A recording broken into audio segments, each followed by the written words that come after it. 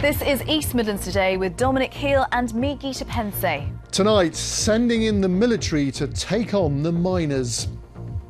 30 years on, new government Culture failed. and the wind turbines that have blown a hole in a council's budget.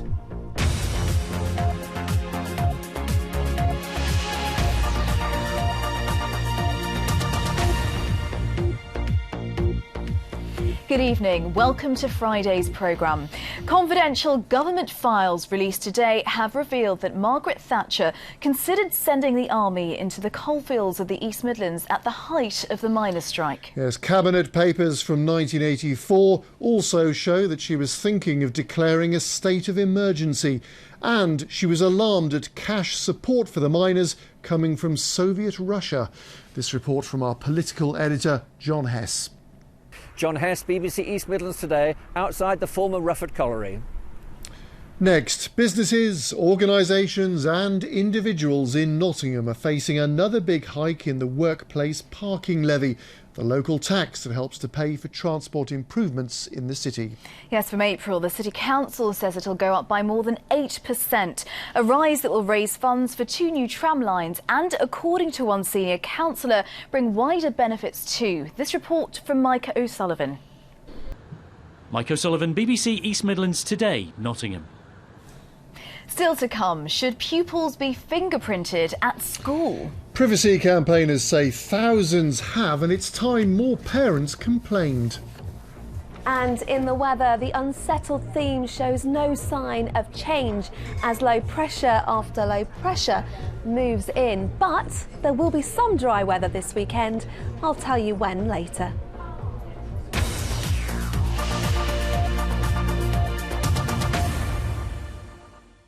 Next, Leicester lost out in its attempt to become the next UK City of Culture because its bid lacked ambition. The judging panel also say the city relied too much on safe ideas like the Diwali celebrations. Well, as we know, the title for 2017 went to Hull instead. Leicester's bid team say they are disappointed by some of the feedback. Carol Hines reports. Carol Hines, BBC East Midlands Today, Leicester. In other news, Leicestershire Police has dropped its investigation into former County Council leader David Parsons after an 18-month inquiry into his travel expenses. Last year, officers started looking into trips he made to Europe while he was council leader. Mr Parsons said it vindicated the position he's taken all along, that he had no case to answer. The council says it's still expecting final repayments of more than £2,000 from him after a long-running dispute over a range of expenses. Several staff and inmates at Nottingham Prison were injured in a disturbance which broke out yesterday afternoon.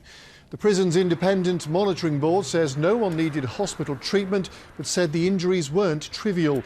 They visited the prison this morning and say the situation is now calm. No one from the Ministry of Justice has been available for comment. Next tonight, how the sun is shining on one council's green initiative while another's has been blown off course. A Freedom of Information request has revealed that 2 wind turbines in Rushcliffe produce so little energy it'll take decades to repay the cost. Meanwhile, Gedling's solar panels are so successful that all the council's computers can be powered for the next 4 years. Quentin Rayner reports. Quentin Rayner, BBC East Midlands Today.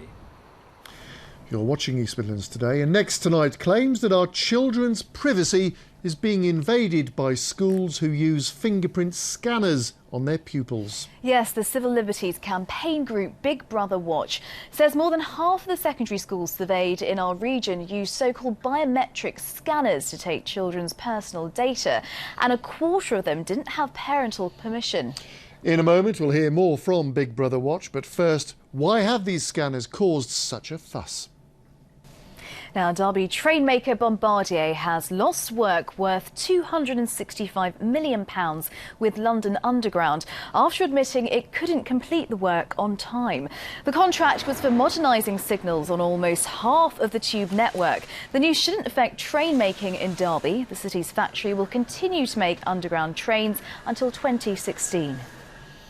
A new date's been set for the judicial review into Richard III's Reburial. The case will be heard in the Royal Courts of Justice in London on the 13th of March and is expected to last 2 days. It comes after the original court battle was adjourned last November. Leicester City Mayor Sir Peter Salisbury says the row over the future of the King's remains has caused considerable inconvenience. A homelessness charity is running a drop-in centre for dogs. Rough sleepers are getting free treatment for their pets from trainee vets. Here's our social affairs correspondent Jeremy Ball. Jeremy Ball, BBC East Midlands Today, Nottingham. Help for dogs, excellent. Still to come, sky-high celebrations. Yes, it's 50 years since the Red Arrows first donned their flying gear. Now there are big plans for a landmark anniversary.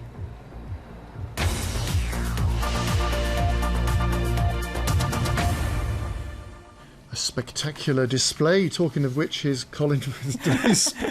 Excellent handover. Thank you very much indeed. It's FA Cup third round weekend. That's always spectacular. But we're actually going to start with some excellent news for Derby County. They've signed winger Simon Dawkins from Tottenham on a 2.5-year deal. Now, he's been on flying form while on loan for the Rams.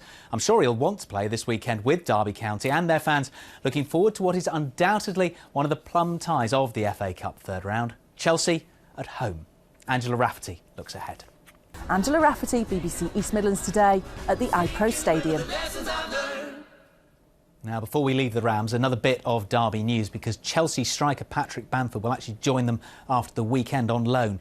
He scored 16 goals while on loan with MK Dons. He was actually a product of the Nottingham Forest Academy. He's an East Midlands boy. He'll be with the Rams until the end of the season.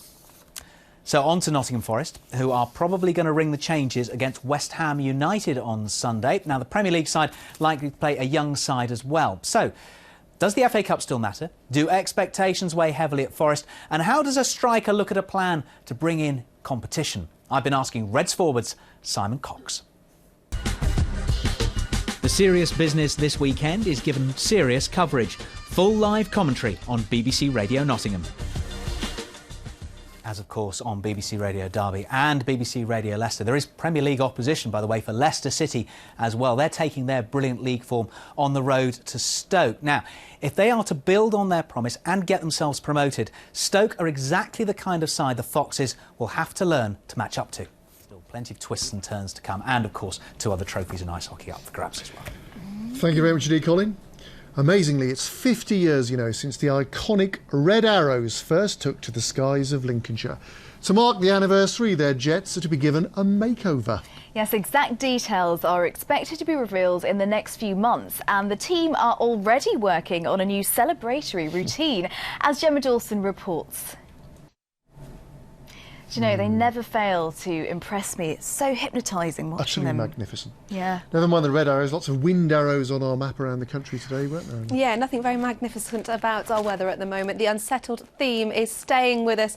No change, I'm afraid. It's also begin to strengthen, so another spell of very wet and windy weather to end the week. Crikey, never stops, does it? Thank you. 2014 so far. Amazing. Hey, to universal acclaim, Morris will be back with our late news at 10:30. Hope you can join in then. Bye-bye. Good night.